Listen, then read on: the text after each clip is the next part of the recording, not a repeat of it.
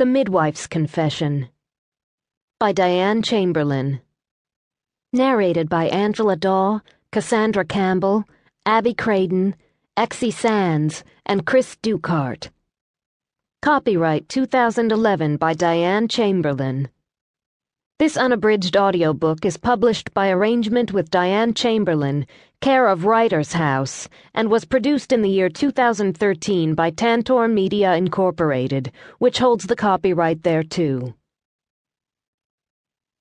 Part 1. Noelle. 1. Noelle.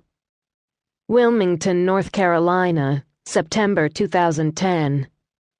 She sat on the top step of the front porch of her Sunset Park bungalow, leaning against the post, her eyes on the full moon. She would miss all this: the night sky, Spanish moss hanging from the live oaks, September air that felt like satin against her skin.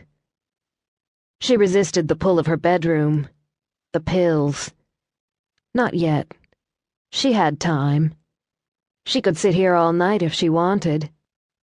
Lifting her arm, she outlined the circle of the moon with her fingertip, felt her eyes burn. "I love you, world," she whispered. The weight of the secret pressed down on her suddenly, and she dropped her hand to her lap, heavy as a stone. When she'd awakened this morning, she'd had no idea that this would be the day she could no longer carry that weight. As recently as this evening, she'd hummed as she chopped celery and cucumbers and tomatoes for her salad, thinking of the fair-haired preemie born the day before, a fragile little life who needed her help. But when she sat down with her salad in front of the computer, it was as though two beefy, muscular arms reached out from her monitor and pressed their hands down hard on her head, her shoulders, compressing her lungs so that she couldn't pull in a full breath. The very shape of the letters on her screen clawed at her brain, and she knew it was time.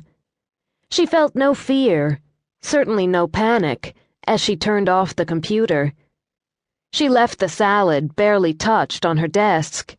No need for it now. No desire for it. She got everything ready. It wasn't difficult. She'd been preparing for this night for a long time. Once all was in order, she came out to the porch to watch the moon and feel the satin air and fill her eyes and lungs and ears with the world one last time. She had no expectation of a change of heart.